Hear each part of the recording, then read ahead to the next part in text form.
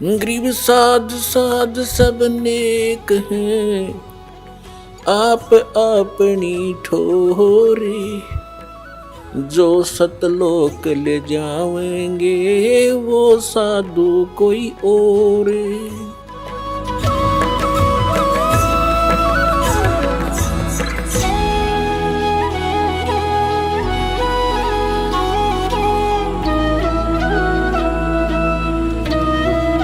अब दिखाते हैं आपको परमात्मा की सारी स्थिति। देखिएगा ऋग्वेद मंडल नंबर 9, ऋग्वेद मंडल नंबर 9 अब दिखाते हैं, और सूक्त नंबर 86। भगवान साकार है या निराकार है, वो कैसी लीला करता है। ये है ऋग्वेद मंडल नंबर 9, 10 इकट्ठा अनुवाद है। ये है सार्वदेशिक आर्य प्रतिनिधि सभा, महर्षि दयानंद भवन, रामलीला मैदान, नई दिल्ली से ये प्रकाशित है। और ये मुद्रक है Prince offset printer 1510 Pataudi house Daryaganj नई दिल्ली से ये छपा है, छपा खाना इसका ये।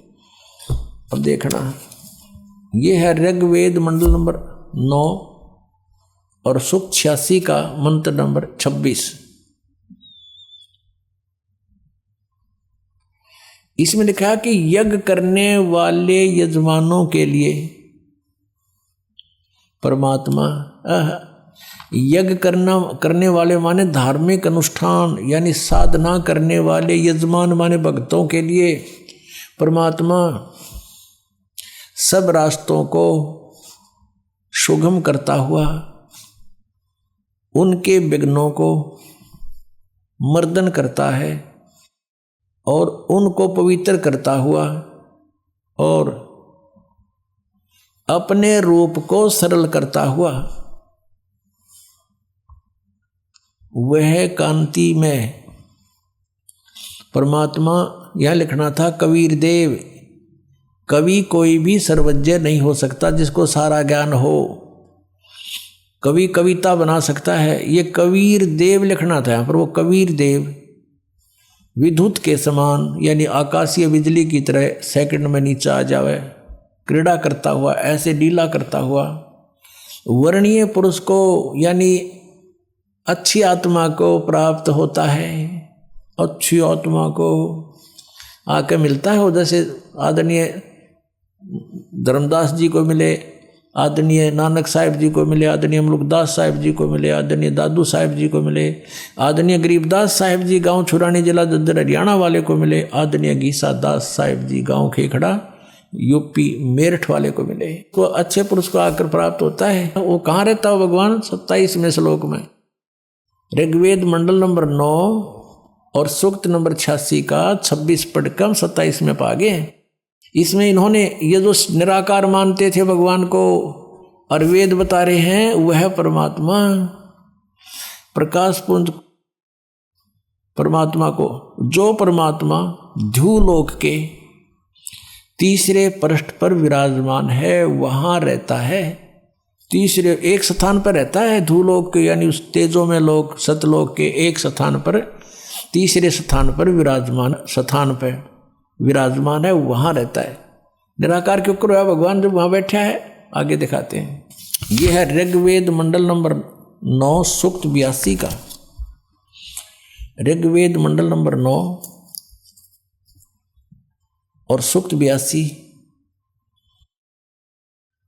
और यहां देखें ये है 82वां, 81वां समाप्त हुआ, ये 82वां शुरू हो जाता है। इसका प्रथम मंत्र इसमें लिखा है कि जो सर्वोत्पादक प्रभु, सबकी उत्पत्ति करने वाला परमेश्वर, प्रकाश रूप, इसका अर्थ है वो तेजो में स्वरूप साकार है, सद्गुणों की वृष्टि करने वाला, पापों का हरण करने वाला, पाप नाश करने वाला, पाप क्षमा करने वाला है। वह राजेव, राजा के समान, राजेव इसका अर्थ है राजा के समान। आगे लिखा है ये देखना, ये 269 पृष्ठ पर पढ़ रहे हैं। कोई भ्रमत कर देगा कि दूसरा पृष्ठ दिखा दिया होगा, ये 270 दिखाऊंगा। ये देखो 270, यहाँ लिखा है 82 का, पहला पढ़ रहे हैं 82 का, 9 के 82 का। राजा के समान दर्शनीय है, वो देखने जोगा है, विजिबल है, वो साकार है। राजा की तरह तो मनुष्य जैसा ही हुआ। और वह है पृथ्वी आदि लोक लोकांतरों के चारों ओर शब्दमान हो रहा है। वह वर्णीय पुरुष को, वर्णीय माने अच्छी आत्मा को, श्रेष्ठ पुरुष को, जो दृढ़ भक्त है, जो दृढ़ भक्त है उसको पवित्र करता हुआ प्राप्त होता है। जैसे आदरणीय धर्मदास साहिब जी को, जो दृढ़ भक्त थे उसके बाद डगमग नहीं हुए, आदरणीय मुलुकदास साहिब जी को, आदरणीय दादूदास साहिब जी को, आदरणीय गरीबदास साहिब जी गांव छुड़ानी जिला दद्दर हरियाणा वाले को, और आदरणीय घीसा दास साहिब जी को गांव खेखड़ा मेर यूपी वाले को। ये दृढ़ भक्त आज तक डगमग नहीं हुए, दुनिया को हिला के रख दिया इन्होंने। इनको भगवान में ले आकर के को पवित्र करता हुआ प्राप्त होता है वर्णीय पुरुष अच्छी आत्मा को। जिस प्रकार विद्युत माने आकाशीय बिजली स्नेह वाले स्थानों को आधार बनाकर प्राप्त होता है। देखो कितना स्पष्ट किया इन्होंने। ऋग्वेद मंडल नंबर 9 और सूक्त नंबर 81 में कति कंसेप्ट क्लियर कर दिया कि वो परमात्मा राजा की तरह देखने जोगा है। राजा का अर्थ है कि वो शक्तिशाली होता है, मनुष्य सदृश ही है, राजा के समान है और साकार है, देखने जोगा है। और वो अच्छी आत्मा को वहाँ से चलकर आकर मिलता है ये, और जो दृढ़ भक्त होते हैं उनको मिलता है, अन्य को नहीं। जैसे आकाश की बिजली, आकाशीय बिजली गिरती है, वो किसी वस्तु पर गिरती है जहाँ उसका विशेष अट्रैक्शन बनता है।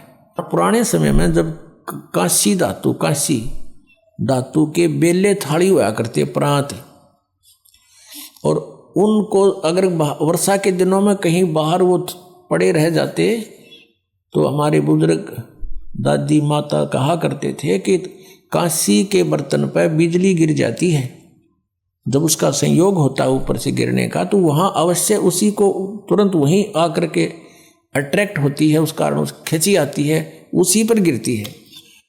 उसको उठवाकर अंदर रखवा दिया करते थे। तो कहने का भाव ये है कि परमात्मा उस बिजली की तरह, जैसे वो अपने विशेष जिस पर वो आकर्षण होता वहीं गिरती है, ऐसी स्थिति से परमात्मा उन दृढ़ भक्तों को आकर मिलता है जो मिलन योग्य हों, जिनको वो उनसे आकर्षित होता है, ताकि ये मेरी आगे बढ़ा सकें, इस ज्ञान को, काल के जाल को हटा सकें, मेरे प्यारी आत्माओं तक ये संदेश पहुंचा सकें। और उनका क्या कर ले, आंखें देखें, जब भी ना मानो न भगवान मिल लेगा, उन तक काला मिल लेगा जहाँ ये रह रहे हैं। अब 9वें मंडल सूक्त 82 का मंत्र 1 पढ़ लिया, अब 2 दिखाते हैं, देखिएगा। ऋग्वेद मंडल नंबर 9 सूक्त 82 का हमने ये पढ़ लिया, अब 2 पढ़ते हैं। वो परमात्मा किस उद्देश्य से आता है? हे परमात्मन, उप